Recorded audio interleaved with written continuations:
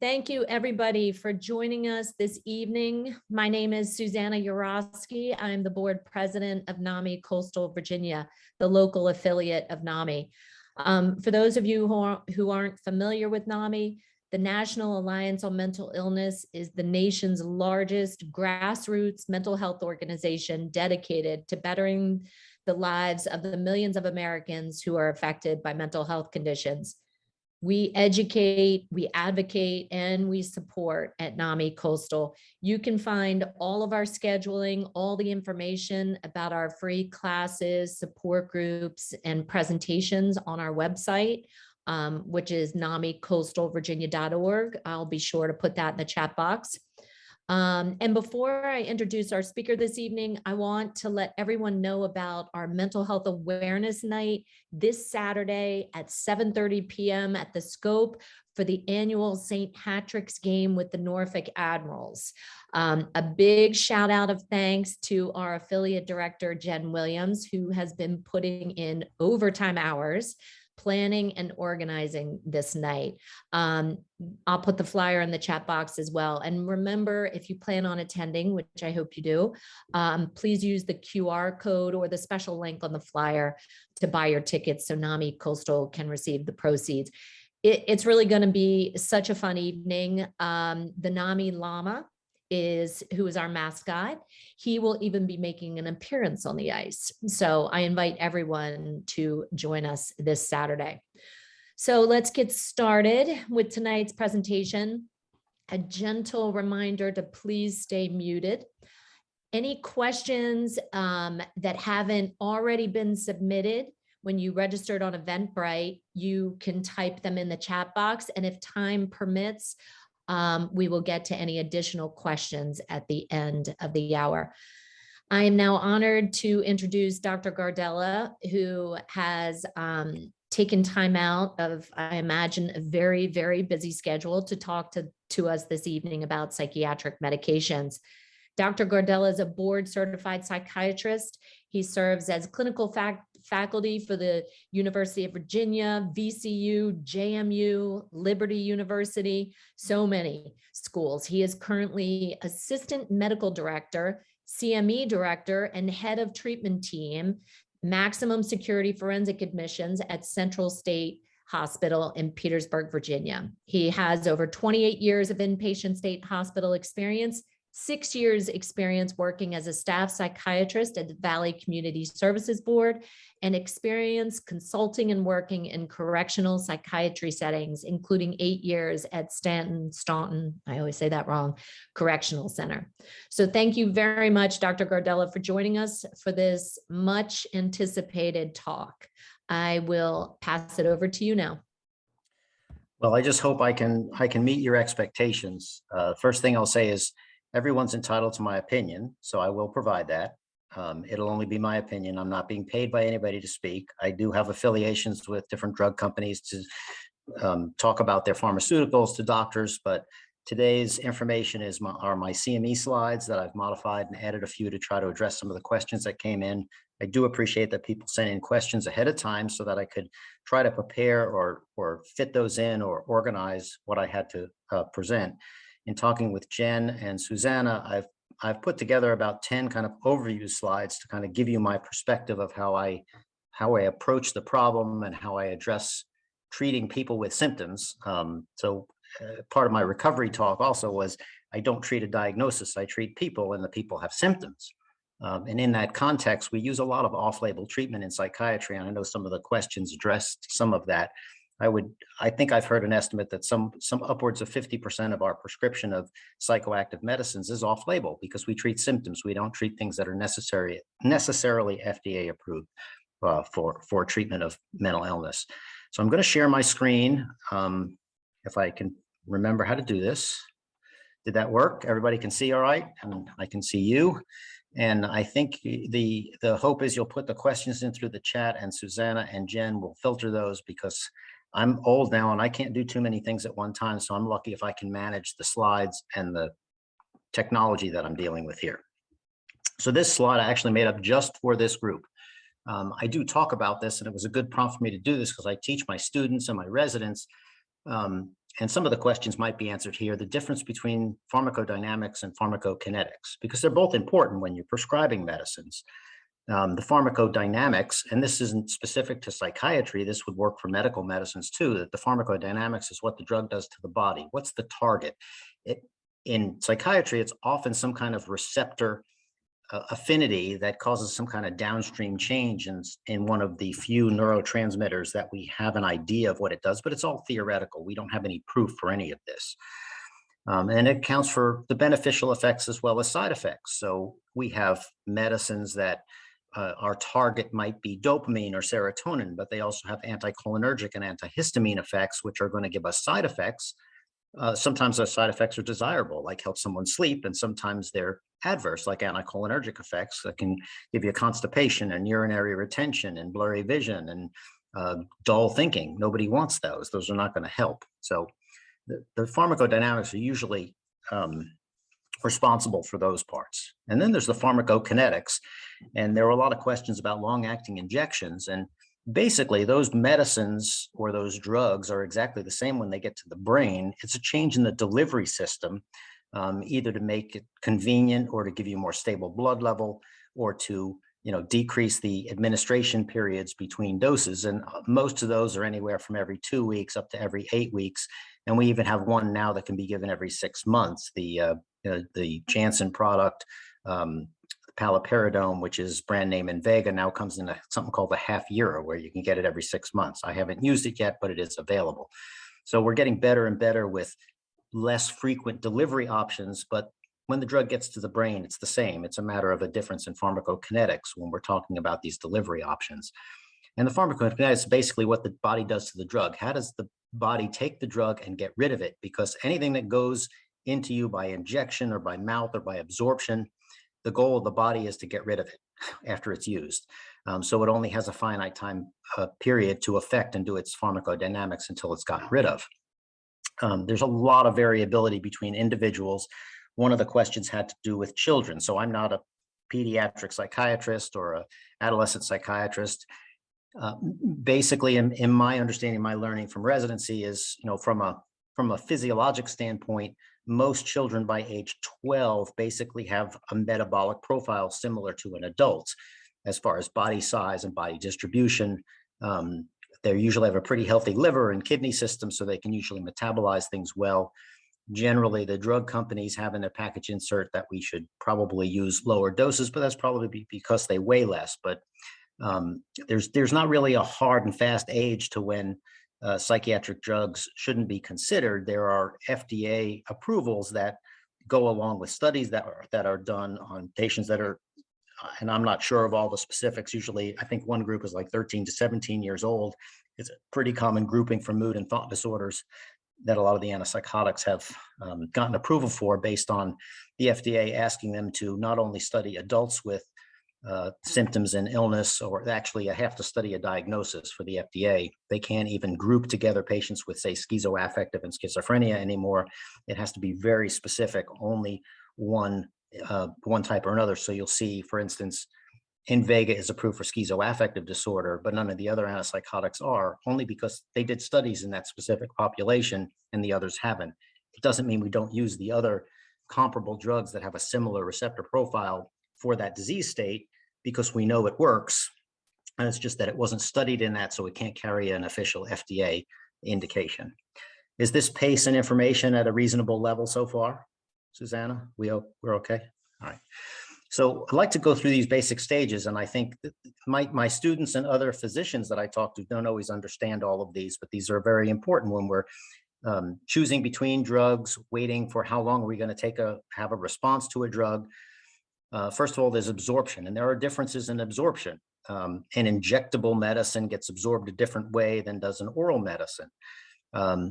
Most of the pills that we swallow get absorbed through the GI system. And so there's not going to be a whole lot of difference between one person or another, unless they're having a specific GI absorption problem, such as, if they've had bowel removed, or they have a quick transit time, or they have chronic constipation, or they have chronic diarrhea, or some kind of GI issue where their transit time is different, because most orally absorbed medicines, you're going to get out of those what you can get in about 6 hours, and then it's gone. There's no more chance to absorb it.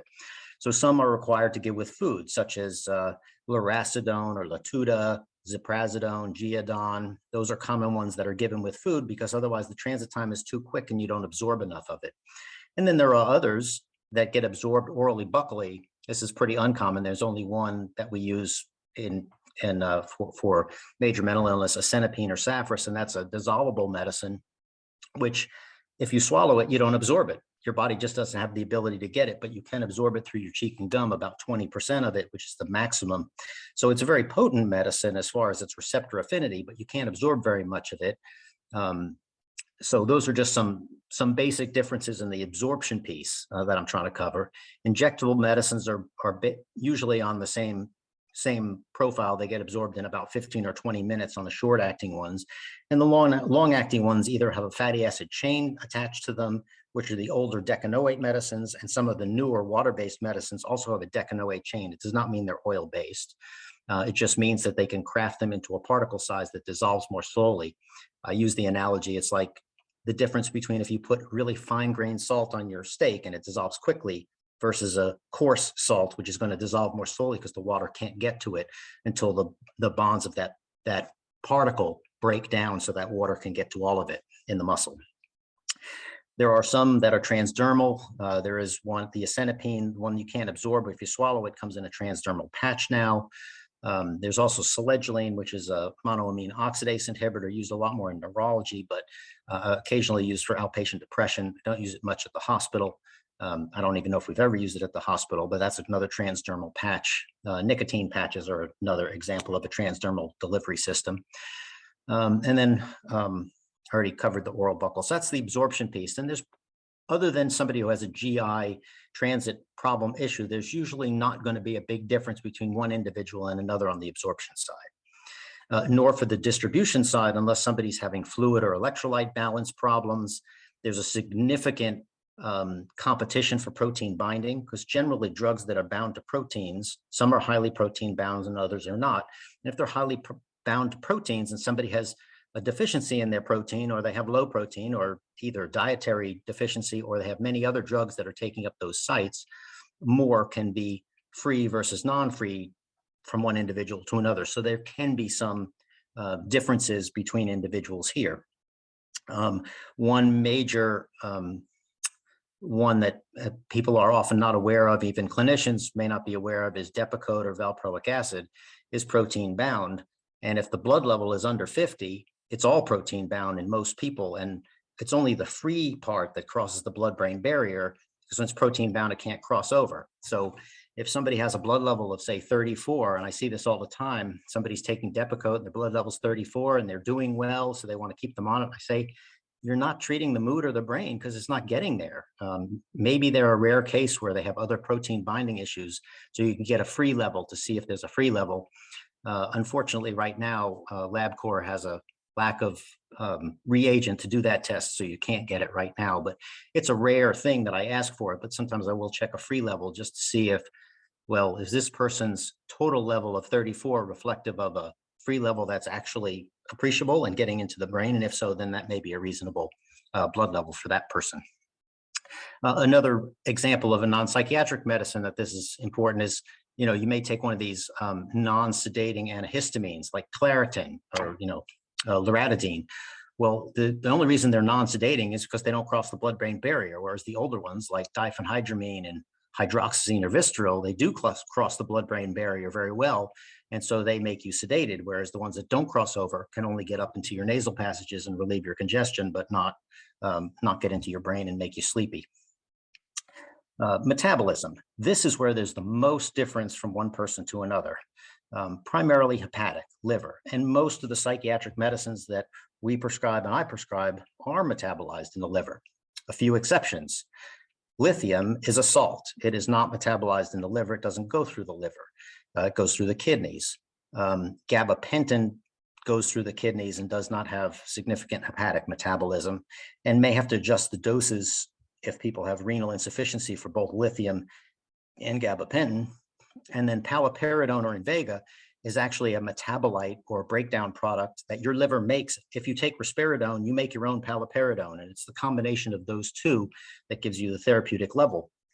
So if you're just giving somebody Invega or paliperidone, they're not getting any risperidone, but they're getting a therapeutic moiety or a breakdown product that has very much the same similar receptor profile as risperidone, but it doesn't get metabolized any further by the liver. It just gets eliminated. It actually gets eliminated renally. So it's one of the three that get eliminated renally. And sometimes you have to adjust the dose of that one if somebody has renal insufficiency because they can't get rid of it. So if their renal system's not working well enough to get rid of the drug, it floats around in the system more. And if you keep giving more without being able to get rid of it, you could get to a toxic blood level. So there's some differences on those last two. In healthy people, the main difference from one individual to another is the hepatic differences. And there are also drug-drug interactions and a lot of individual variation. Just an example, I mean, I can't cover all the drug-drug interactions and all the P450 interactions, but a very common one is an anti-seizure medicine that's also used for mood stabilization called Tegretol or carbamazepine. Also phenytoin or Dilantin, which is another anti-seizure medicine, but Tegretol is used also for mood disorders, even if someone doesn't have a seizure disorder, but usually Dilantin or phenytoin is not. But those medications are very active in activating the liver, and they chew up your medicines more, so you may need a higher dose to get a therapeutic level. Or if you were on Tegretol with your medicine and the Tegretol comes off, then you may have side effects because now your blood level is much higher than it was when you're on the Tegretol, which was activating your liver and making you get rid of the drug quicker by metabolizing. Some other examples here that we mess around with this sometimes for, I know there's a question about, well, clozapine and a dosage of 600, and someone still has symptoms. What could you do about that? Well, you can look at the difference between clozapine and norclozapine, and if the ratio is such that somebody's metabolizing their clozapine to norclozapine, we can give a dose of a low dose of a very strong inhibitor of the enzyme, which is an antidepressant called Luvox or forgetting the other name at the moment, but that's a very strong inhibitor of a specific enzyme in the liver that metabolizes clozapine to its breakdown product. And if you can stop that breakdown product, you can get more blood level of the most effective part of that medicine, which is the clozapine portion, by interfering with the hepatic metabolism. There's actually a warning in the label to not put those two together because of that drug-drug interaction, but sometimes we'll use it therapeutically in a very specific case of somebody who's not getting an optimal response because they're metabolizing it too quickly. So there are some where I use a lot of blood levels of the drugs. I'm so surprised this question doesn't come up. A lot of families will ask me about this genetic testing to choose the right medicines for their family members. Well, all the genetic testing does right now is tell you what your hepatic profile is for metabolizing the drugs. Now, this may be more important in some pediatric cases when you're trying to choose the right antidepressant or right ADHD medicine, and that's not my forte. But for most of the antipsychotic or mood stabilizing medicines that we use, they're metabolized by a very small group of liver enzymes, and it's really not worth the cost for me to know because I can predict based on what dose of the drug am I giving and what is their blood level of the medicine. That tells me the end result. And if they're getting a high dose and have a low blood level, then they're a rapid metabolizer, and I need to adjust the dose to get the right blood level. I don't need the expensive genetic study to tell me that they're a rapid metabolizer. I can see that by the blood level of the drug, which is much cheaper to get.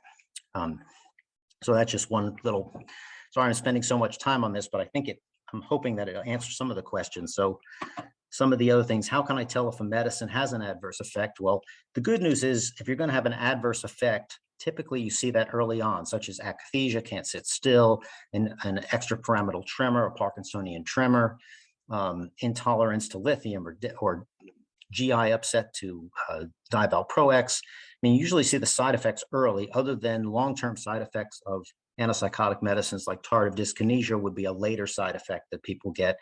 And the metabolic side effects are more insidious. They usually come on slowly. You don't, gain 30 pounds overnight, but you can gain 30 pounds over a couple of weeks to a year, and that could be metabolically difficult.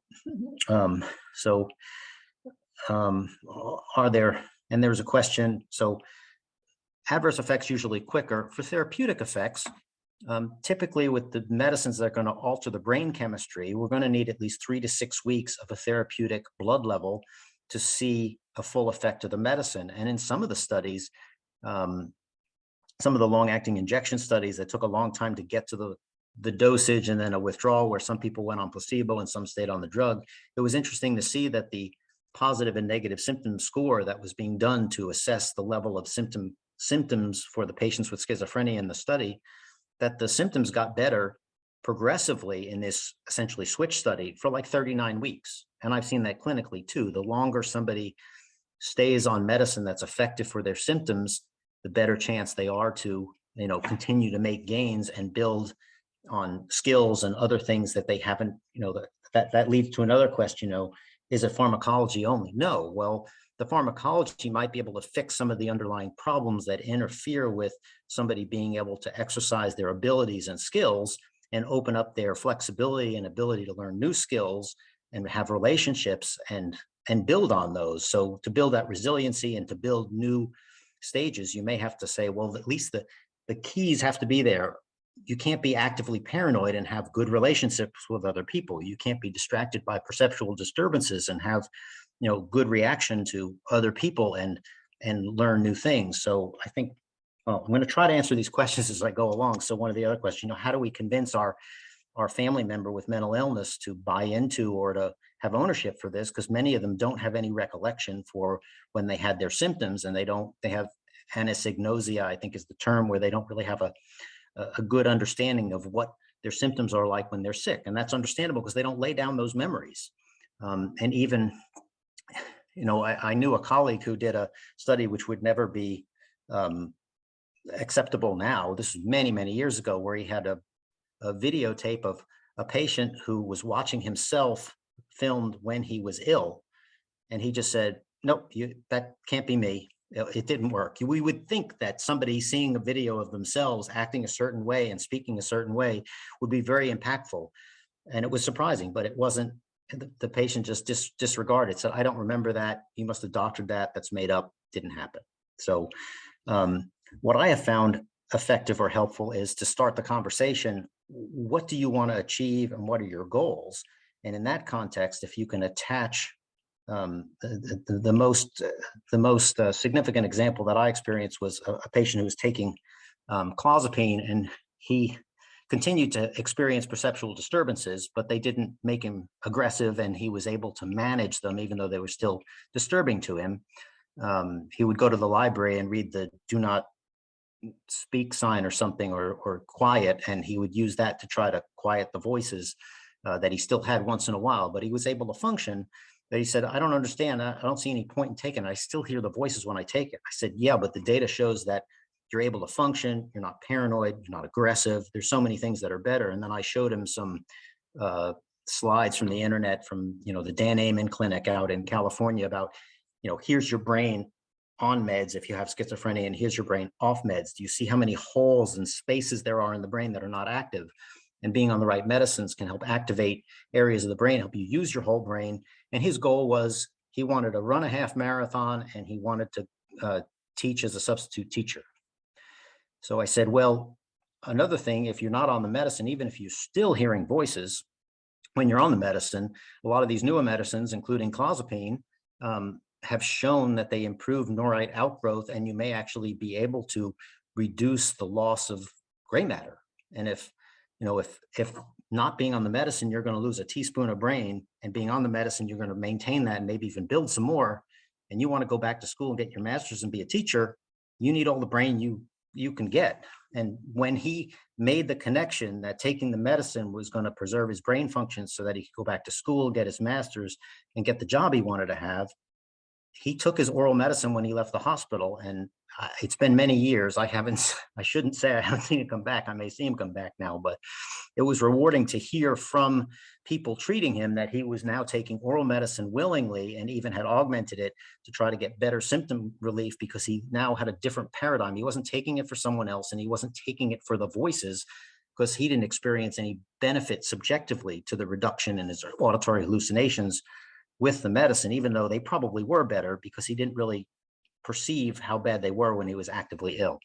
I don't know, I hope that is helpful. Just a change in the paradigm to attach the medicine is not the goal. The medicine is a means to a goal. And if it helps you manage symptoms that are keeping you from achieving your goals, then put it in place.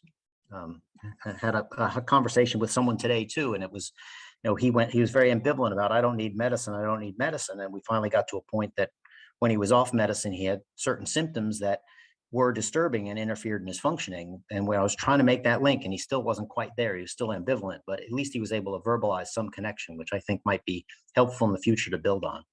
So I hope that's helpful. Let's see, one other question regarding levels of meds, mild to strong, identify mild and stronger. Well, there are some that have stronger receptor affinities, but typically the lower the receptor affinity, you'll see a higher dose in order to get a therapeutic effect. So basically for an antipsychotic drug, we want 65% receptor occupancy at the D2 receptor. What does that mean? Well, theoretically, that's what's having the antipsychotic effect. There are new drugs that we're looking at, not me, but I'm aware they're looking at to develop that are not D2 drugs. They work in other areas of the brain. And even the newest one out has a very low dopamine affinity. So it probably will have less tardive dyskinesia risks. It has less extrapyramidal side effect risks. And it's at least theorized to work in a number of other ways through other receptor mechanisms to reduce psychotic symptoms with less side effect profile. So there's efforts to do that. Someone also asks about, well, we haven't talked about the side effect profiles, but I'll just jump in there since I'm on that anyway. What I did forget to mention was, okay, so it's not just pharmacology, but when I sit down with somebody and I have a conversation and I negotiate a plan, it's very individual specific, and there's a lot of psychotherapeutic effect to that interaction. So it's not just the medicine. The medicine is there to help you build other skills. So there's going to be vocational training, there's going to be psychosocial training, there might be even leisure training, teach someone how to enjoy things without using substances as the only fun thing to do. Do things that are more productive, work, volunteer, building relationships. And then family education was asked about. I don't know how to make the family understand regarding patient conditions, but we put a lot of effort into that. And there's a lot of good data about the return on investment of educating families and working with families. And I know it's come up already. Probably most of the people on the call, if they're NAMI members, they've experienced where they can't get information about their family member, or there are times they won't sign the HIPAA form. And we're really restricted legally about providing any information when somebody doesn't agree. Even in some cases, when we have a court order for treatment, we still have to abide by the person's wishes to not tell anybody else about their treatment, their privacy, even when they're been found incompetent for treatment and we're treating them. But I will say that if you're where your family member is, we can't acknowledge they're there, but I've been on teams where my social worker will take a call from a family member and say, well, I can't give you any information, I can't validate that person's here, but I can listen to you. So even if it's a one-way conversation, that's helpful to us because we can gain a lot of valuable information talking to family members, even if we're not allowed to give them information. And then we work with the individual, with the patient. And I'll use that word patient. I'm sorry if you like consumer better, but even the folks that are under our treatment at our hospital have preferred the name patient. So I'm still using that. Plus I'm old and I grew up using that. So I'm sorry if it's politically incorrect for some, but I take care of patients. So we try to work with them to say point out the benefits of including family members that would be helpful. There are times when that's not helpful, but I would expect everyone on this call are probably in the camp of helpful family members, or else you wouldn't be here interested in this stuff. All right. So would also like to just mention, I mentioned elimination. It's primarily either the kidneys or feces. So if you have renal insufficiency, there are some situations there, like say lithium, which only goes through the kidneys. Lithium can harm the kidneys. And if it harms the kidneys and the dose is high and then the blood level gets high, it could harm them more. But in reality, when we talk about risks that these medicines have on the liver and kidneys, there was another question about that, long-term effects on kidneys and liver.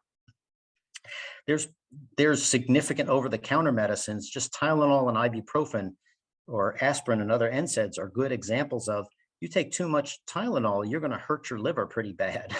And if you take too much ibuprofen, my wife made me stop taking ibuprofen. I used to take it like M&Ms when I was younger and doing a lot of physical stuff in the yard. She said, you're going to ruin your kidneys. Can't do that. So even the over-the-counter stuff we have is very powerful and can harm us if we're not careful with it. Not just prescription medicines, but over-the-counter stuff has those risks. And our medicines do have risks. Primarily to the kidneys is lithium, and other ones are not necessarily toxic to it, but you have to modify the dose because it's eliminated there. So that sometimes there's a confusion about, is it harmful to those areas of my body, or is it just that I have to be careful with my dose because I can't get rid of it or I can't metabolize it? So I hope that was simple enough and answered some of the questions that were asked of me here. So how I approach it clinically then is, okay, what's the identifiable, measurable target symptom? It's better to be as specific as possible, and good to go back and find a point in time that this person said, I was okay here, and then these are the symptoms and these are the problems that interfered with this functioning. If I run into someone who says, well, I want to feel better than I've ever felt before, ever in my life, that's hard to achieve because they've never achieved this place you want to get to. So I'm not against trying to get somebody to function. I have had very good experience of someone with schizophrenia who was, a government worker and would email me periodically on the holidays to wish me a nice holiday and would tell me of what he'd accomplished in the last year. And he clearly was at a much higher level of functioning than when he was first diagnosed at age 38, which is a little late to get diagnosed with schizophrenia. But he had worked his way up to a GS-14, and that's pretty high in the government. And he had employees under him, and he was going to his church and playing guitar. And he had a much richer life, and he was much more successful in the context of being on a stable low dose of medicine. And he was so successful that many clinicians would try to encourage him to stop his medicine, saying, you're doing well. I don't think you have schizophrenia. But just read the record. He does, and he did. And he just had a very good response. And when he's well and he's treated, you can't tell that he has it because his symptoms are well covered. And so somebody asked about stigma. I would say I've encountered the stigma of recovery. Somebody's done so well on their treatment that doctors try to talk them out of taking their medicine and take them off it. Because yeah, there are risks, but if you take the time to go back and look at the records and say, no, it's pretty clear that once this medicine is started, and especially if there was a time in the past where there was an attempt to get rid of it or to reduce it and symptoms returned, well, don't make that mistake again and don't do that again. I think it was a NAMI presentation I had where some woman was in the audience and she had a little bit of a intention tremor. And she heard me talking about the recovery stuff. And she said, my doctor keeps trying to make me stop taking my lithium. And it's the best thing that ever happened to me. And it's my mood stable and my life is good. And I don't want to stop it. So, and that was in response to me using the analogy that as the patient or the person in treatment, you're the navigator. I mean, you're the captain, you're in charge. All right. I'm the navigator. I know how to get from point A to point B. So if you're willing to take more risks, you might be able to get more out of it. If you want to go the long way, the slow way, the careful way, you might not as get as much of a response or as quickly, but you're the captain. You tell me where you want to get to and how aggressive you want to be. And I've got the toolbox and I'll be your navigator. And she said, I'm going to tell my doctor I'm the captain and he's the navigator. So she was happy that she could say, I myself have made, I'm going to say this is totally about me. I've made stupid, competent decisions when it comes to my medical care. I will not let my dentist do certain things to my teeth that he wants to do because they sound like torture. I said, no, I'm not doing that. I'm keeping the ones I got. You can do other things, but I'm not doing that periodontal procedure that you want to refer me for. No, I'm not doing that. So people who are competent can make those choices, even if it means they're going to have side effects with their meds because they like the effects, or to not take those risks. So I got off track. I'm sorry. Identifiable target symptoms, their past history response, and family history of response. I see many clinicians that don't spend any time doing a good job of eliciting that past history or looking it up. It's very important. You can avoid making the same mistakes again and sometimes learn something from what was done before that maybe wasn't a full trial. Well, yeah, I tried all those medicines. Well, they tried them for 2 days and they never had a full effect, or they were on other things at the same time that could have caused the side effects or complicated the clinical picture.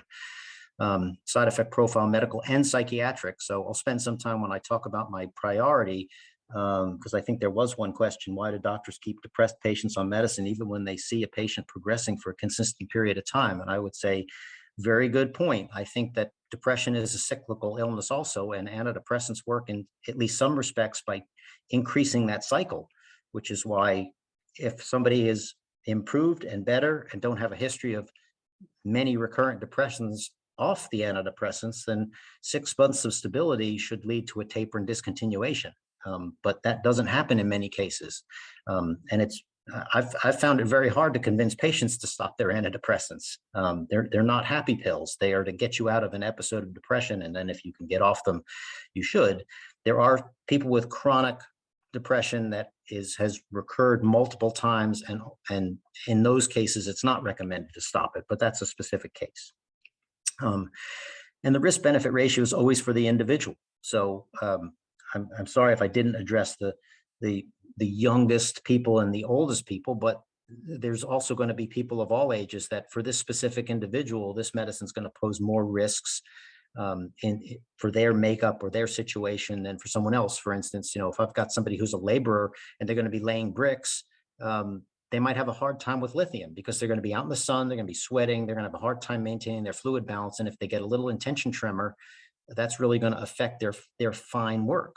So that's not a good choice for them, for that individual, even though it's dirt cheap and it may fit their mood stability needs very well. We'll probably try something that doesn't have that risk profile first.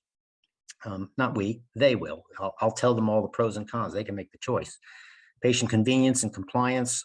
Even the APA recommendations now, American Psychiatric Association says the indications for long-acting injectable is if that's what the person prefers. So it's not just for non-adherence. It's definitely not for people who have treatment resistance. The drug isn't going to work any better in any format. The only reason to use it in an injectable format is to make it more convenient or to ensure that it's delivered or to help somebody who doesn't have to make 30 decisions a day. Instead, they only have to make one decision every 2 weeks or 4 weeks or 6 weeks or 8 weeks. So I've used some of those. I think that came up in the question, how to convince people to stay on their medicine. Well, the long-acting injectable, I try to offer up front as an option of convenience and also to reduce the need to be making a decision. You don't have to take your pill bottle with you. You don't have to take it out at dinner time or at breakfast time. Nobody's going to ask you if you're having a bad day if you're not taking your medicine. They hate that question. So when I remind them, I'm sure people have asked you when you're just having a bad day or you're kind of in a grumpy mood, did you take your medicine today? And that's exactly when you don't want to hear that question. But hey, if you were on a long-acting injection, nobody's going to ask you that. They know you went to your appointment. They know you took your medicine. So that question's off the table. Isn't that going to be nice to get rid of that question? And sometimes that alone is the reason that some of my patients have elected to be on it, because then nobody's going to question them about it. And there's economic issues for the individual. So I had a question here about somebody who had a specific syndrome and non-FDA approved medicine to help the meds work properly, but the insurance doesn't cover it. Well, I don't have a solution to that. And it's really frustrated me because there have been times where someone has a specific condition, say they have bipolar depression, and I want to use quetiapine or Seroquel, and I get a response from the insurance company. Now, I shouldn't say my colleagues do, because I work in the state system. Insurance doesn't pay us anything anyway, so there's no reason to fight about it. We have to pay for everything. But anyway, the insurance company will say, no, well, first they have to fail risperidone. Respond and say, well, but risperidone isn't approved for bipolar depression. So why do I have to use something that's not approved for it? You're telling me you won't pay for drugs that aren't FDA approved, but then again, you're making me use a drug that's not FDA approved before one that is because it's cheaper. You can't have it both ways. So that's been very frustrating to me. But one of the benefits for working in the state system, even though I may have the patients who have had problems elsewhere and I'm kind of the end of the line, I don't have to deal with the insurance companies, which is a relief. My colleagues have to deal with these prior authorizations and all that stuff, and I don't have good answers for that. That is a terrible situation. We talk about informed consent. Informed consent, these are usually simplified as the risks, benefits, and alternatives, but that's actually only the information component. The first part is that the person has an expressed choice. The second part is the information component. And the third point is more of an assessment. Does this person really have a meaningful understanding of what they're agreeing to? If this is a high risk, low benefit treatment, they need to have a pretty good understanding to accept. and a low bar to refuse. On the other side, if this is a high benefit, low risk, then the bar is set a little lower for accepting and a little higher, a lot higher for refusing.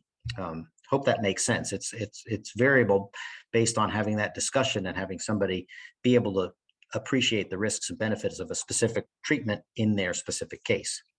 And an important one is to avoid exacerbation and reinforcement of a comorbid problem. So even the question about keeping a depressed person on medicine, even when they are doing really well and the depression is over, well, it should be reassessed. Maybe they don't need that. Maybe that will increase the cycling or contribute to side effects. So a trial of a lower dose and taper off and continuing follow-up in case those symptoms recur is important. Whereas if we're talking about something like schizophrenia and a clear major mental illness, schizophrenia, schizoaffective disorder, even bipolar disorder, I don't have the same approach. Like, well, okay, now your mood's stable. Now you can stop your bipolar medicine. No, that's clearly a cyclical illness and it's going to return. So something to stabilize the mood is important. But I would point out about 80, I think it's 85% estimated of patients with bipolar illness are also on an antidepressant. And antidepressants have shown no benefit in big studies in patients with bipolar disorder, but yet it's very hard for me to talk patients who have bipolar illness off their antidepressants. They even come into me from the jails, NGRI, still on antidepressants when they had a manic episode that caused their NGRI offense. And it's very surprising to me. So I'm in a minority of trying to get people off antidepressants, but I see a very skewed population. I see the people at Central State who have major mental illness and have had problems with breaking things and hurting people when they've had acute symptoms of psychosis and mania, and antidepressants can be very toxic in that population and sometimes hold people back. I've had good experience even at Valley with working with patients to say, I really think we need to focus on the mood stabilizers to bring the mood to the center, and the risk that these antidepressants, they're just fueling some underlying mixed and residual symptoms of mania like irritability and lack of need for sleep. And you know, that you don't have rumination, you have racing thoughts, and that's a manic symptom, and the antidepressants are fueling all that. So it could be gasoline on a fire and that might need to go away. So watching for any exacerbation or reinforcement of another problem that's going on is an important component. So I hope there wasn't too much information with that one. I mentioned this one. This is an order of priority, and not to say one's more important than the other. I use this to teach my students, just saying, as you're working up this list and you're working with somebody to try to identify what is the target symptom diagnosis complex that you're going after, you want to go as high on the list as you can here. Because if you just see somebody who has cognitive impairment and you say, okay, I just think it's dementia, and there's nothing really to do except prevent further decline, and you happen to miss that they're depressed, well, you missed an opportunity to treat something that could mask as dementia, even when it's an underlying depression. Likewise, an example would be, I have ADHD and I need a stimulant. I can't process my thinking. Well, I think that there are symptoms to suggest that you really have bipolar. And if I give you a stimulant, I'm going to make the manic symptoms worse, psychotic symptoms risk. So we need to stay away from anything that's that stimulating, and even antidepressants we need to stay away from. But we may be able to pick something for your bipolar illness that also helps depression and also helps anxiety and may help some of your focus and concentration without using a stimulant. For example, for depression, you know, if I say this person is depressed and anxious and they want an antidepressant, but I miss that they've had manic symptoms in the past, or they have a mixed state, I could effectively make them, instead of having one episode a year, which is the natural history of bipolar, to end up with rapid cycling illness because they were exposed to an antidepressant, and have 4 episodes a year, and now I've made their life 400% worse. So I think there are risks inherent in not going to this, what I call the higher level of priority, is the priority of treatment, to make sure if you see the mania, you go after it as a bipolar or a mood disorder or mixed state, and you evaluate to see if there's any evidence of psychotic level symptoms. Because if you decide you stop at the bipolar point, you say, I'm just going to use a mood stabilizer. I'm going to use Depakote, valproic acid, or lithium, or Tegretol, one of these anticonvulsant or lithium mood stabilizing agents. Well, they don't treat psychosis. So if there's underlying psychotic level symptoms, someone's not going to have a full response. Their mood may be stable, but they still may have psychotic level symptoms that are going to go untreated. Oftentimes that's difficult to tell in the acute cross-section when someone comes in, because they're actively psychotic and manic, and I can't tell if it's bipolar, schizoaffective, or even schizophrenia very activated it could be. People with acute psychosis may not be sleeping and be very active and be very violent, but not be manic. They may just be an acute episode of schizophrenia. So I can't always tell. So I will usually pick a broader spectrum agent to try to settle both issues and then try to sort it out later. And in fact, we use the same medicines for schizophrenia and bipolar. A lot of the atypical antipsychotics have indications for both. So they're dual action. So I hope that makes sense, and I haven't said anything politically incorrect yet. So sorting it all out, just like any of us, whether we have a mental health diagnosis or not, if we have a bad day, or if on my way home today, I experience some kind of traumatic event, I would have problems with my vegetative profile, my sleep, appetite, energy, sex drive. Those are the vegetative profile that we all have as part, all of us as mammals or animals, we're going to experience problems in those basic 4 areas. So they're also important. If you have schizophrenia or bipolar disorder, these are the first things we're going to notice if you're having a hard time, is there may be problems with sleep or appetite or energy or sex drive. And if those are off and we could get in there and do something and head off the decompensation, we can usually avert somebody from having another episode of their acute illness. There's good evidence of that, of having that happen if we can identify that. So I during my NAMI, my previous presentations with patients or talking to consumers or people at community service boards, would focus on those, say that this is what you need to let your clinician know when you're having those things are thrown off. Those are important early warning signs that we all share.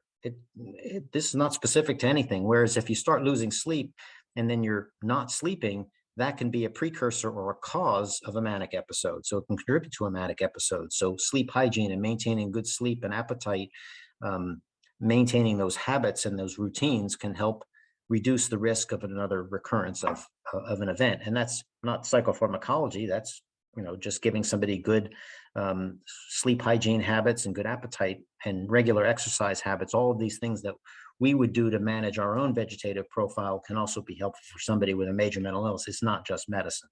So that was the point there.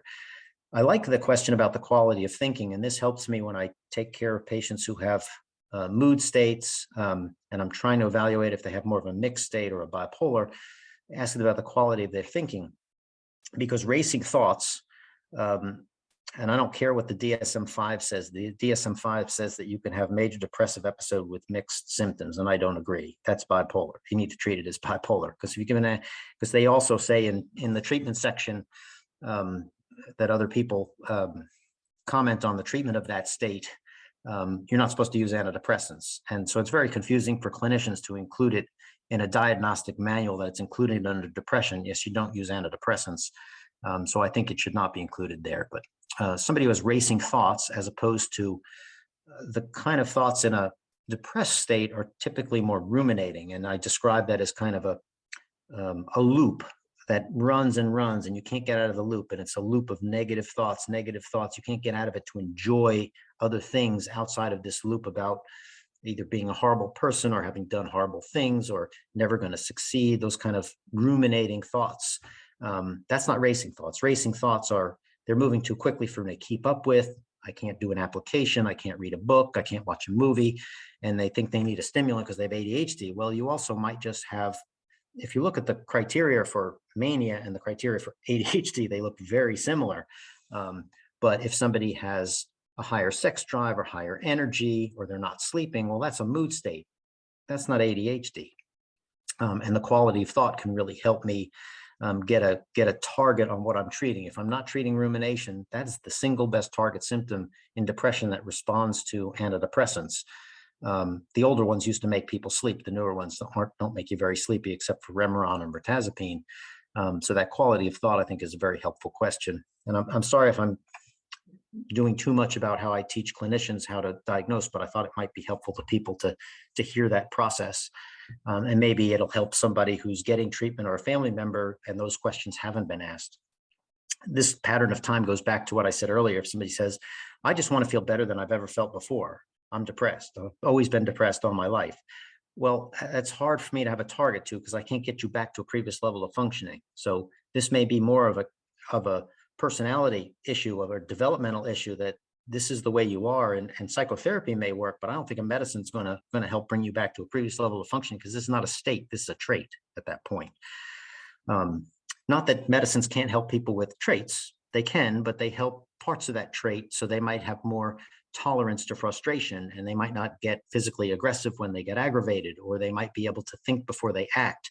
I can address those target symptoms with medicines that might help people with mania, might also help with impulse control and a personality disorder diagnosis. So that pattern over time is helpful to distinguish between, is this a state, like a manic state or a acute psychotic state in schizophrenia, or is this a chronic enduring pattern of affect and emotions and responses and cognition? Then that's more of a developmental issue that is related to a personality disorder, which is going to need psychotherapy, may benefit from some meds, but we're not getting them back to a previous level of functioning and just taking care of a state.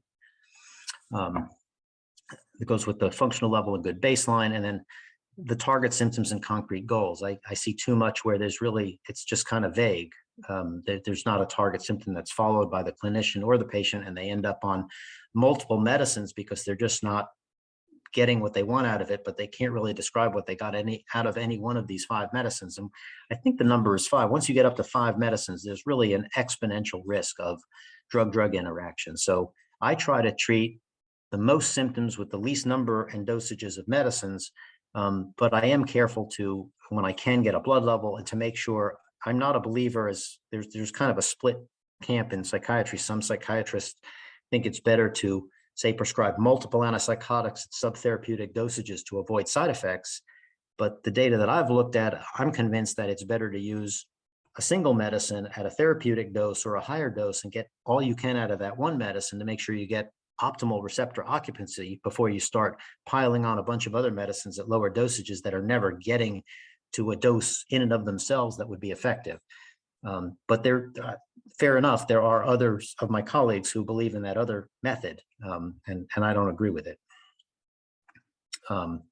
What influences the choice? So obviously FDA approval is considered the gold standard because people have done at least 2 studies with a placebo-controlled trial.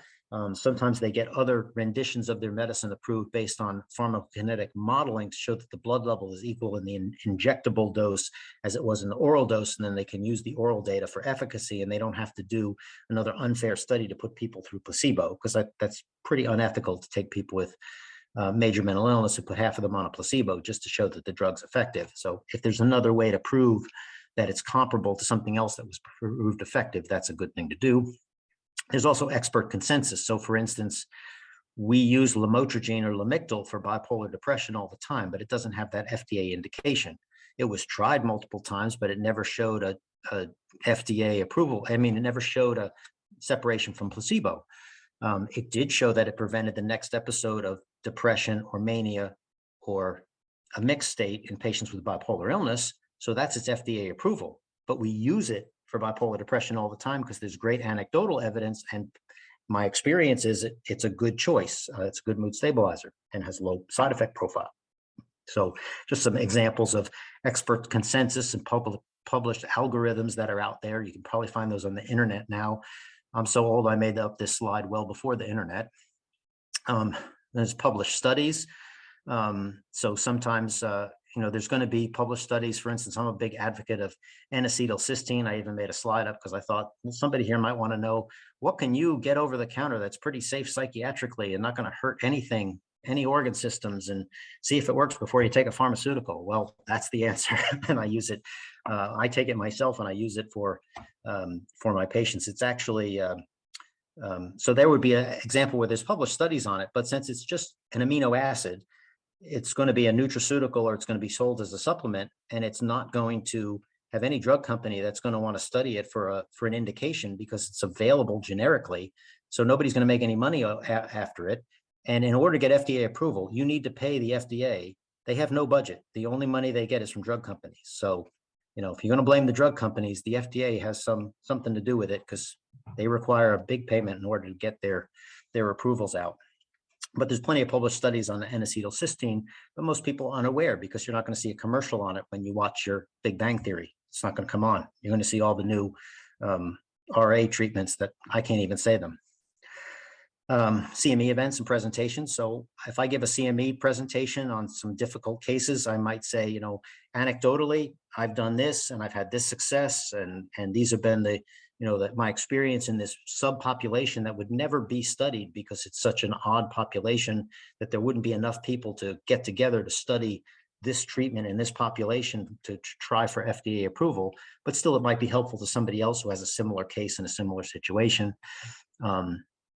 Anecdotal or personal experience is probably the biggest driver. You know, if in my experience, I've treated individuals like you that have this symptom complex, in my experience, this is what I would take because this is what I've seen. And I've helped a lot of people treat the same kind of symptoms you're having. And, you know, say, for instance, you know, getting off their antidepressant, they've really experienced the benefit. And I really think you should try that. That's all anecdote. That's personal experience. I don't really have the higher level stuff to back that up.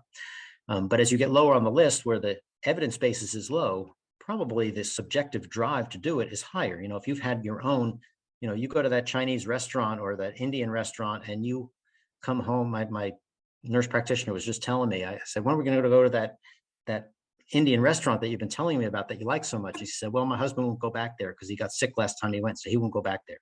It only took one experience. He might have got sick from something else. She didn't get sick. She ate the same food. But now we can't go there because he had an anecdotal experience. He got sick when he, you know, same for any of us. If we ate a specific dinner and then we got violently ill, we make a connection, and we're not going to do that again. We don't care if there's data that, nope, it wasn't that, it was something else. Nope, I took the flu shot and I got sick, so I'm not taking it again. That's not me. I take my flu shot, but just giving you an example of how powerful that anecdote is, that we have that experience. And it's very hard for us to look at data and say, no, I should try it again or revisit that. Medical legal factors, you know, nobody wants to get sued. That's unpleasant and that's unfortunate in many cases.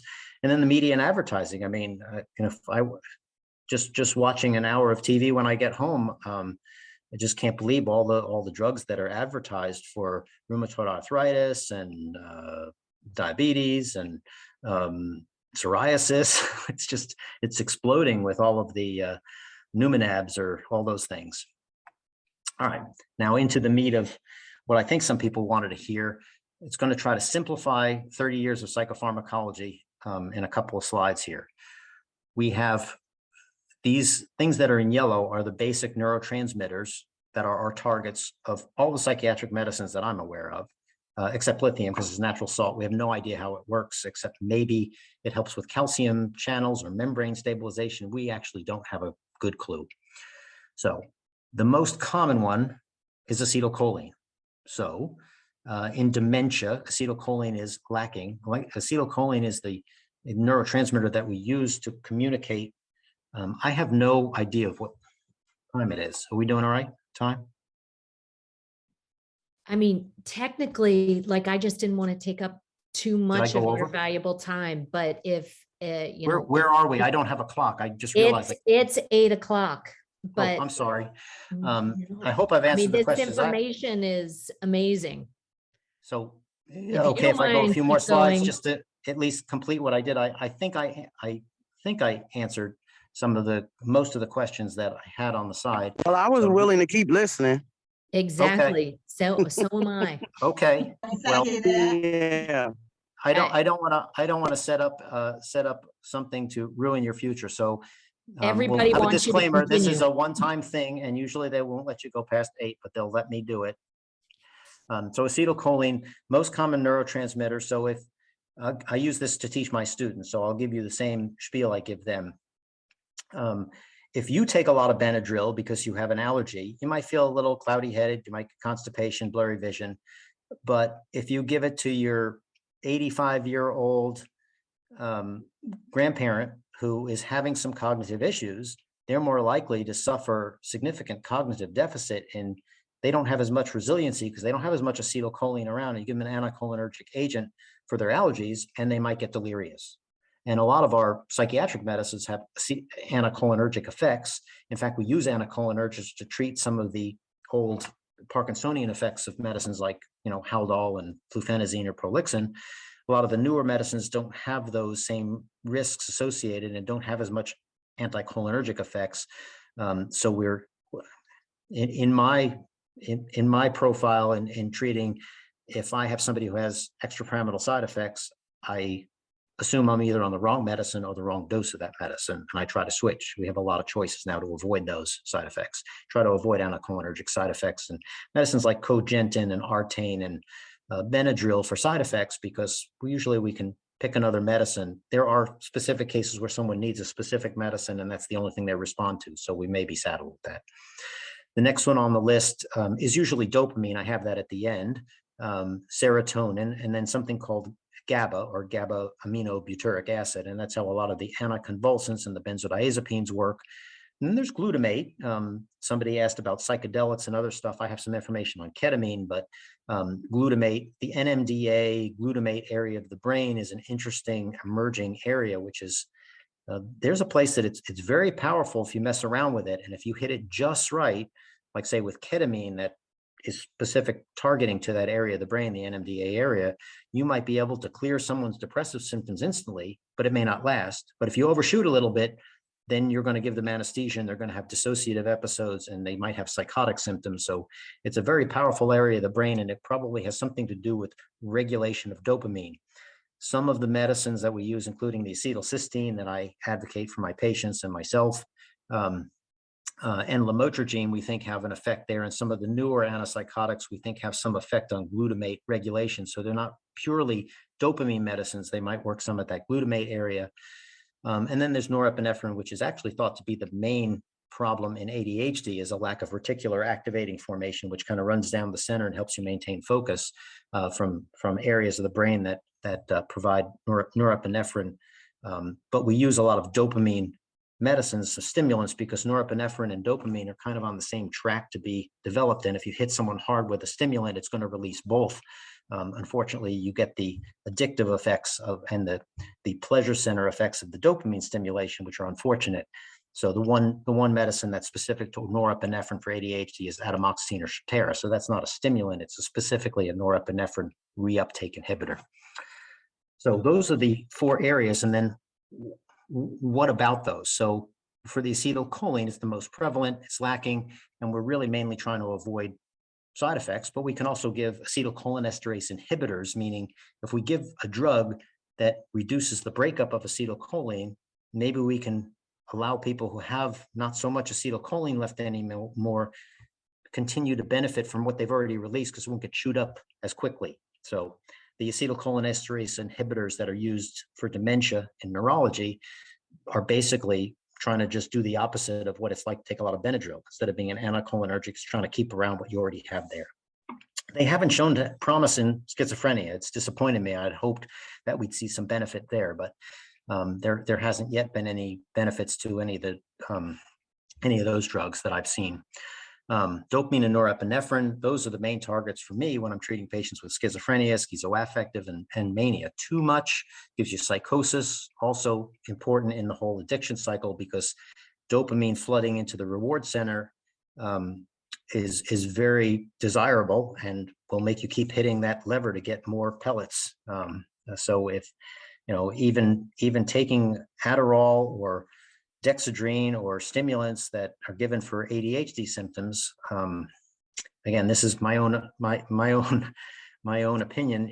Probably 3/4 of the population has some deficiency there and would subjectively and possibly objectively benefit from a stimulant, but they don't need it. 3/4 of the population drinks coffee, which is a stimulant, a weak stimulant. But there's about 1/4 of the population. And when I poll my medical students, I get pretty much that 25%, 75% will say, oh no, if I drink some coffee, I'd be wired. No, I can't do it. Their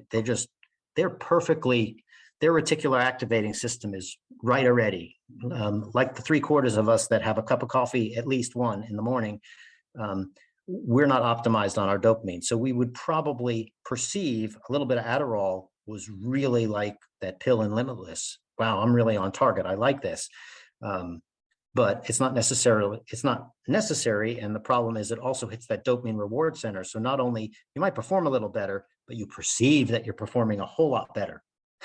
And that's the unfortunate part. I see so many patients that want their ADHD medicine because they just feel so good when they're on that, but they don't function very well on it. All right.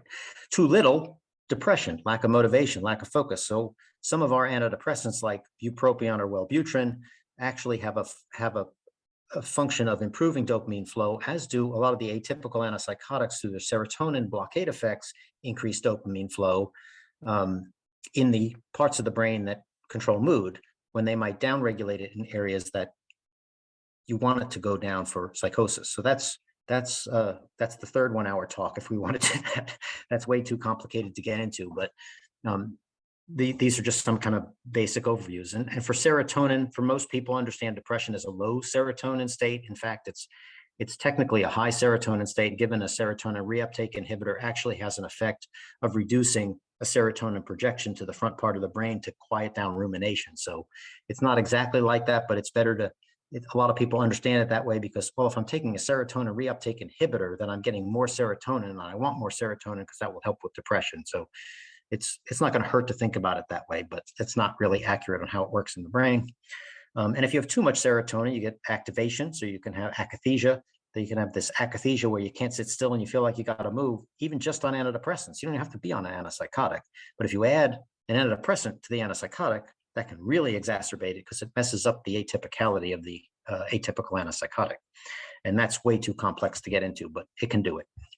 The GABA is usually an inhibitory or calming thing, and that's, you hear about valproic acid, gabapentin, Lyrica.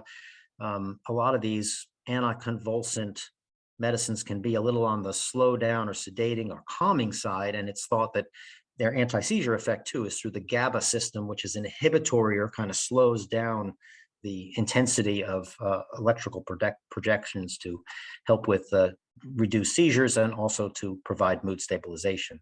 The glutamate's the really exciting one now. This is where, the inhaled ketamine is out now for depression, probably targeting that area of the brain. I think the lamotrigine and N-acetylcysteine have an effect there. It's thought that there's cytotoxic actions and dysfunction in schizophrenia. Looking for new treatments that can affect that area is up and coming. The ketamine is one that's out now for depression, or the S-ketamine, I should say. It's the inhaled enantiomer of ketamine. There's also ketamine, which is right and left. So just the S-ketamine, which is the left-handed version, is out now. There's also a right-handed version that will probably be marketed at some point because they can. It's different. And one of the coolest ones is orexin or hypocretin. Some people might be familiar with some of these new DORA drugs, dual orexin receptor antagonists, suvorexin or lemborexin. They're very clean and specific to this receptor, which was discovered from people who had cataplexy and would just fall asleep during the narcolepsy. They would just fall asleep, and they didn't. This system was disrupted in that group. So a bunch of researchers actually did some reverse engineering and try to create a drug that had a affinity for that receptor, and it was a receptor blocker for the orexin, and turned out to be very effective for just kind of doing that seesaw switch to get you to sleep without having any effect on dopamine or anything else. So it's an exciting thing. They're on the expensive side, but they're fairly effective, and they actually look like they have a pretty benign side effect profile for people who are delirious or having significant sleep problems when they have a lot of other medical problems. So maybe there's some effect in that whole vegetative profile I talked about earlier with sleep and appetite and energy and sex drive, and these whole homeostatic regulatory mechanisms get thrown off. And this seems to be in that kind of camp of trying to correct that problem for people. I don't have melatonin on here. I have it on the next slide. So this is the most painful slide. I think this is the last one besides some specific med slides that I have for you. So we're getting there, just a little over. So we've talked about some antipsychotic or anti-manic drugs, and those are basically dopamine blockers like the first generation meds like Haldol and Prolixin. The atypicals, all those new drugs that are out. I have a slide that'll show you all the names. And then some of the newer ones like aripiprazole, brexpiprazole, cariprazine, otherwise known as Abilify, and Rexulti, and what other one did I say? Vraylar. So I'm just be fair, I'll give all the brand names and all the generic names. I use generic names during the day, but most people are more familiar with the brand names because they hear those and see those advertisements. Those are partial agonists. So instead of blocking the receptor 100%, having to compete with dopamine, and Abilify or aripiprazole is one that's been out the longest, and we have some long-acting injections for that. They turn the receptor on 30% instead of turn it to 0. So you have to get enough in to downregulate, but at least theoretically, you're not fully blocking it. So in some respects, it may be a safer choice. There are still tardive dyskinesia associated with those drugs because it's thought to have to do with a receptor affinity and not necessarily whether they turn it off 100% or not. Then we have our anti-manic or mood stabilizing medicines, lithium, anticonvulsants, and atypical antipsychotics. Those are the, Zyprexes and the risperidones and the Abilifys. Those are all in that camp. And the newest ones, Caplyta and Ziprasidone, Geodon. So I think there's 11 or 12 of them now. Dementia, the acetylcholinesterase increases, and the memantidine, which is an NMD receptor antagonist. So there's that glutamate area of the brain that's kind of new and exciting. But again, that hasn't shown to have any benefit in schizophrenia, just in preventing the decline in dementia. And sometimes people have an improvement in their functioning, at least briefly, but they're really thought mainly to prevent the decline in that disease state. Insomnia, I added this. Use a lot of antihistamines for that because when the ones that do cross the blood-brain barrier, and the oldest one, Vistaril or hydroxyzine, crosses very well, and it's mostly antihistamine and not very anticholinergic, so I use that a lot. Quetiapine or Seroquel has a lot of antihistamine effects, so sometimes that's used as well. I'm not a fan of using trazodone or Deserel for sleep, even though it has a strong antihistamine effect, because it's basically has a lot of other antidepressant effects that I try to avoid in my patient population. Those new drawer drugs I mentioned, the suvorexant and lemborexant. And then there's melatonin and the melatonin M1 receptor drug, the Ramelteon or Rosarum. And then these other that I asterisk along with benzodiazepines, because the Ambiens and Lunestas and Sonatas, they still kind of go to that GABA receptor and they still have an addictive potential. They're still benzodiazepine-like all the PAM drugs that I try to avoid. Yeah, I'll use them if somebody is, acutely coming off of alcohol and medically necessary, or for acute mania to bring down the energy level, but I try to limit it. There's long-term data doesn't look good. They shouldn't be chronic. But unfortunately, when someone takes one of the benzodiazepines or benzodiazepine-like drugs, oftentimes they get immediate relief. Say, well, that's all I need. I just need my Ativan, or I just need my Klonopin. I try to equate it for them. Well, it treats the acute symptoms in a way that it's more like a Band-Aid or an anesthetic, but the anxiety and the distress over the underlying problem, that's what really needs to get fixed. Otherwise, we're just masking it, and you're going to get used to it, and you're going to have to take more, and it's going to be cognitively impairing and potentially cause problems down the road. So I put those in italics because I consider those to be temporizing measures. I will use benzodiazepines. I don't tend to use any of the others in the insomnia group there because of those risks. We have some new tardive dyskinesia drugs too that are very expensive, but they've shown to be pretty effective without interfering with the efficacy of the psychoactive medicine that people are taking. In fact, they may be able to be on lower doses in the future. That's possible. Ginkgo biloba is a supplement that's been shown to be effective. I'll use that first line for my patients who have been on the Haldol's and Prolixins for many years, and those are the best drugs for them to try to prevent tardive dyskinesia. There's some benefit to that supplement, which anybody can get over the counter. Then we have a host of all of these antidepressant, anti-anxiety drugs, and they're basically medicines that are used as antidepressants are also used for anxiety states as well. And there's a whole long list of those that have different serotonin effects, but they're all basically either serotonin, norepinephrine, or dopamine activities. There's a whole list of them, except for that NMDA antagonist or esketamine, which is an inhaled thing. And you have to go to a specific place that has a license to do it. And you can only get it at the doctor's office. And I think somebody has to take you home from there. So it's highly regulated, and it is, unfortunately, it could be mind altering and kind of addictive for people who are substance users. So I'm concerned about it. I know it has some great therapeutic potential in a very specific state, but I'm glad that it's not available just for a prescription and it's not out on the street, because I think it would be easily diverted and people would use it to have fun with and cause all kinds of problems. So I know somebody else had a question about psychedelics use, and I'm not I'm not well versed on it, and so I shouldn't comment on it, but I don't expect between now and when I retire, which should be pretty soon, I will not be prescribing LSD-like substances at Central State, so I don't have to worry about it. But I know there is some efforts in the PTSD population to use more mind-altering substances and helping people get to the underlying parts of their trauma. So in PTSD syndromes, it may end up proving to be effective in certain disease states. I'm just very skeptical of anything that has such a high street value being used as a therapeutic agent.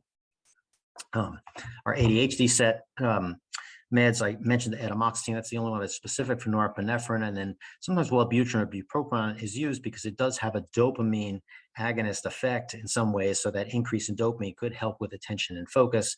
And then of course the stimulants, which are, Adderall and Ritalin, unfortunately, are just weak cocaines. So they're a stimulant. So they just release dopamine like a sledgehammer, and they're very addictive. So there's a risk with that. Here's all of our antipsychotics that are out. We have a lot of them that are now available in that long-acting injection form. We talked some about that. Those are the newer things, are the things that are in yellow here. The newest thing is probably the half year, the paliperidone, that is now a 24-week, essentially twice a year, a little less than twice a year.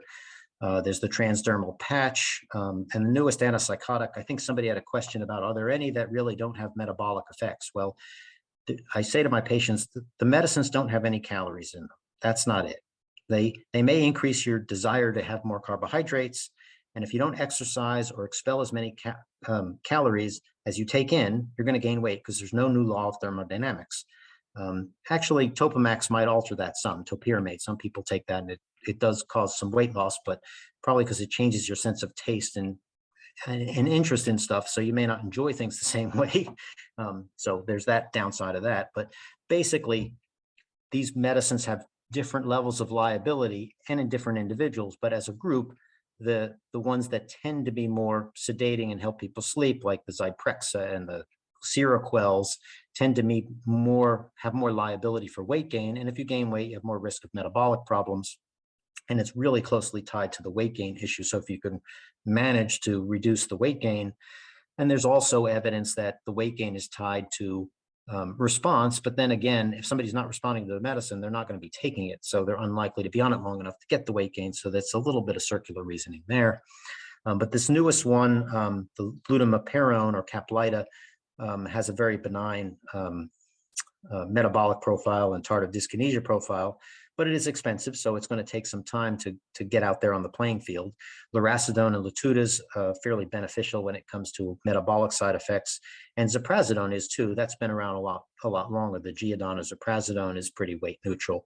The other ones have variable levels of risk. The asenapine or Saffris is probably the only one that the dissolvable one is probably the only one that has a really good sedation effect for people who can't sleep and doesn't really have a weight gain risk side effect profile. And it's probably because it has some H2 blockade effect. So I will also try to replicate that with the other medicines by offering people Pepsid AC. Most people have heard about that. We used to have ranitidine or Zantac, but now that's actually famotidine as well. The brand name, it's ranitidine, isn't around anymore because of some problems with that one. But the H2 blockers or gastric acid lowering agents may increase the expression of cholecystokinin in the stomach and go to the brain and help replace that satiety mechanism to make you feel full when you eat, which is what we think is the mechanism when somebody takes their olanzapine or quetiapine or clozapine, that they just don't feel full. So they just keep eating. They don't have that turnoff switch. Like, I had dinner tonight and I was full and I stopped eating. But if there's still, food on the table, they'll keep eating because they just don't feel full. So if you can replace that satiety mechanism, sometimes giving some over-the-counter Pepsid AC 20 milligrams before lunch and dinner can help replace that satiety mechanism. And I'll say, and drink 2 glasses of water too. So you drink 2 glasses of water and you have your Pepsid, and you might feel more full and more satisfied with your one plate and not overeat. Because if you don't have that mechanism to know when you're full, you're likely to overeat, take in more calories than you get rid of, you're going to gain weight. Another good analogy is to say, a chocolate bar and a Coca-Cola, a full sugar Coca-Cola, is about 500 calories. And if I forgot what it is, I think a pound of fat is is not that many calories. So, and I forgot my calculation now, I'm sorry, but basically, it was going to be like 10 pounds in a month if you just added or subtracted a Coca-Cola and a candy bar every day as a snack. If you just put that in or out, you were talking about like 10 pounds in a month. That's a lot of poundage if you didn't change anything else. You know, if you run a mile, that's 500 calories. So you can eat your candy bar and Coke as long as you run for an hour or swim for an hour. So I swim for an hour. That's what I do because I can't run anymore. All right. So all of our antipsychotics, and I have here the least potent to most potent, but that doesn't have to do with antipsychotic effect. That just has to do with receptor affinity. So for many years, they started with chlorpromazine, which was the first one. It was really an anesthetic agent, and then progressively made them more specific for dopamine D2 receptor. And haloperidol was this breakthrough, very specific for D2, but it also had a pretty high liability of extrapyramidal side effects because it was so good at hitting D2, it blocked it down really high. So yeah, very good antipsychotic effect as far as potency per milligram, but then also more liability for side effects. So to give 300 milligrams of chlorpromazine, you only have to give 5 milligrams of Haldol because it's more potent, meaning it has more affinity for the receptor at a lower dose. It doesn't mean that you can't get the same dopamine blockade out of a 300 to 600 milligram dose of chlorpromazine. You just have a lot of other effects like antihistamine and other effects with it. So I hope that answered that question. This is the one I was mentioning, the N-acetylcysteine. It's a little harder to find now because the FDA wants a piece of the action and they want somebody from the FDA is going to come get me after this. I know, because I've badmouthed them a few times, but I used to get this on Amazon for myself, and Amazon won't sell it anymore because the FDA wants to regulate it because they consider it a drug because it's used in Tylenol overdoses because it increases glutathione, which is an antioxidant and protects the liver. It also cleans up the junk in between your cells in your brain. So it's good for the brain. It's good for the liver. So everything I looked at it, I said, well, it's been used in the literature for all of these, not only Tylenol overdose because it's protective to the liver. So if I'm, using Tylenol or something else that could be, glass of wine could be affecting my liver, well, maybe the N-acetylcysteine could help protect my liver. And it's been used in bipolar disorder and depression and schizophrenia and autism and compulsive things and obsessive compulsive and addictive behaviors, including cannabis use. So a lot of my patients would like me to prescribe them marijuana, and I can't do that, and I don't recommend that. Actually, I don't have any problem with CBD. CBD doesn't seem to have any adverse psychiatric effects, and CBD oil is actually shown to benefit in thought disorders, but it's the THC part that's dangerous and needs to be stayed away from. So we usually restrict our NGRI patients from any THC containing products. So if you want to use CBD, you got to use pure stuff. But a lot of my patients will agree to this when I say, well, it was used in adolescents who were cannabis users, and they didn't tell them to change their behavior. They just said, half of you take acetylcysteine, the other half get placebo. The ones that were taking the acetylcysteine had statistically less positive drug screens. So they weren't told to change their behavior. They just didn't feel the need to use it anymore. So one of my patients will say, okay, I'll try that. So I think I've had a number of cases where at least subjectively they feel better. And in some cases, I think they objectively have been able to get better symptom control with augmenting with this. And the N-acetyl part only means it helps with GI absorption. It's really cysteine is the amino acid. It's an amino acid, and that's it. So no effects, and I get no money from this drug. It's not a drug. It's available over the counter. It's harder to find. I think only a couple of places somebody sent me some. I think I get it from Life Extension was the last time I got it. They still have it, but you can't get it on Amazon anymore. So I don't know if that's helpful to anyone. Somebody specifically asked about Lybalvi, which is a combination of olanzapine and samidorphan, which is an opiate receptor antagonist. So it's not an opiate. It's not going to make you high. It's going to block your opiate receptors. So if you use opiates, you're not going to get high. So it's not an addictive medicine, but there's stuff in the literature that, if you are an opiate user and you use this and then you stop it, you better cut back on your opiate use because now you might die because you've been blocked your receptors and now they're open.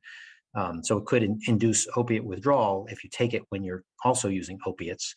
But the thought was the addition of this opiate receptor antagonist was going to have a significant effect on weight gain and metabolic effects.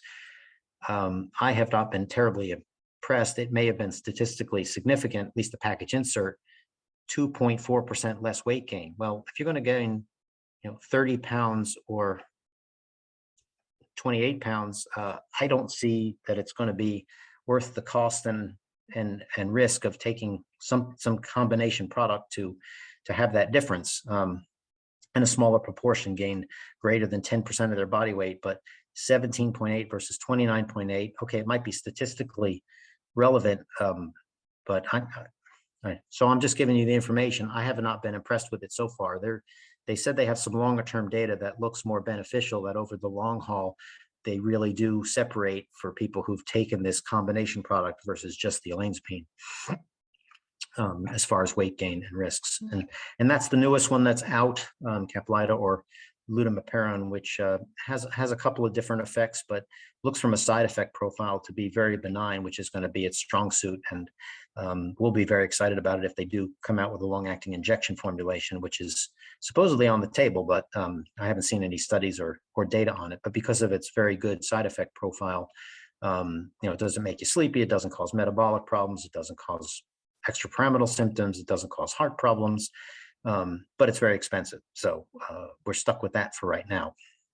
But if it is available in a long-acting formulation, I think it will have a future. And they're also looking at some other disease states like behavioral disturbance and dementia, which now there's a black box warning or bolded warning or some serious warning on all of the antipsychotics about, hey, this was not intended for agitation and dementia, even though they are used in that population because people can't manage their behavior any other way. And they're allowed to use them as long as they show that they try to get them off, and they can't take them off because they do better on them, but none of them are indicated for that. So a drug that would have an indication for that situation of behavioral disturbance and dementia would be very nice to have for many of us, for the clinicians and for the patients and for the families that have those individuals in their circle. It would be nice to have something the FDA says, yes, it's okay to use that for behavioral disturbance and dementia. So I know I went, oh, okay, I'll just leave that up. If somebody's interested in that, I have information on it, but it is a controlled substance, and it's got a lot of logistical issues that go along with it. It has some benefits for somebody with chronic depression. You actually are supposed to be in conjunction with being on an antidepressant for treatment-resistant depression. And so this is the newest thing that is kind of along that path of, oh, it's potentially addictive and it's ketamine, it's an anesthetic and in animals and in kids, but there might be a role for some of these new drugs that are targeting that specific area of the brain that's very, very powerful. Okay, so I will stop there. I went way over. So I guess anybody could have left if they got tired of listening to it. And I hope that was the level of what you wanted, and I covered the questions that were submitted. No, it was amazing and it was fascinating. Yes, there was a lot that went over my head, but I will listen to your talk time and time again. We will be posting it on our website. I'm going to take notes the next time that I listen to it. Really fascinating and just so informative. And I can tell by the fact that everybody was staying on. And when we talked about ending at 8, and there were a lot of, please don't, we're listening, I'm listening, keep going. So thank you very much. Thank you for everybody who joined us. If you want to, if you need a certificate of completion, I think Jen Williams said, please email us at contact@NAMIcoastalvirginia.org. We do have the website in our chat box. And Jen said this meeting will be posted mid next week. It'll be on our website. And that's where the slides will be posted, the whole meeting. Thank you very much for joining us, and I hope everybody has a wonderful evening.